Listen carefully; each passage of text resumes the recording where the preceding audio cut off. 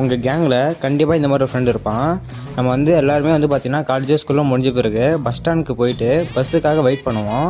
ஆனால் இவன் வந்து பஸ்ஸை பார்க்க மாட்டான். அங்கே என்னை சுற்றி 1000 துரோகிங்க இருந்தாலும் எனக்குன்னு ஒரு உண்மையான நண்பர் இருக்கான். அவன் வெறும் ஃப்ரெண்டு மட்டும் இல்லைங்க, என் உசுறு. அம்புட்டுதான். லவ் பிரேக்கப்பை விட ஃப்ரெண்ட்ஷிப் பிரேக்கப் ஏன் அதிகமா வலிக்கும் தெரியுமா? கூடவே இருந்த ஒருத்தன் டெய்லியும் ஃபன்னா ஜாலியா பேசிக்கிட்டு இருந்தவன் திடீர்னு இல்லாம போயிடுவான். அந்த நாள் ஃபுல்லா பள்ளிக்கூடத்துல பாடம் படிச்சதில்ல, நாங்க நட்பு படிச்சோம் சின்ன வயசுல, நாங்க அழுததில்ல, ஒன்னா சேர்ந்து சரி. ஒரு ட்ரூ ஃப்ரெண்டுனா யார் தெரியுமா? இவங்க உங்க கூடயே இருந்திருப்பாங்க, உங்களுக்காக எல்லாமே பண்ணியிருப்பாங்க. ஆனா ஒரு பாயிண்ட் ஆஃப் டைம்ல இவங்க உங்ககிட்ட இருந்து ரொம்ப டிஸ்டன்ஸ் ஆயிருப்பாங்க. பட் நீங்க ரொம்ப நாள் ஆனாலும் ரொம்ப எங்களுக்குள்ள நாங்களே கலாய்ச்சுப்போம், அது யாரும் கேட்க கூடாது. ஆனா வெளியில இருந்து யாராவது கலாய்ச்சா நாங்க கேட்போம். உனக்கு ஒண்ணுனா நான் இறங்கி வருவேன்டா, நம்ம நட்புக்காகத்தான்.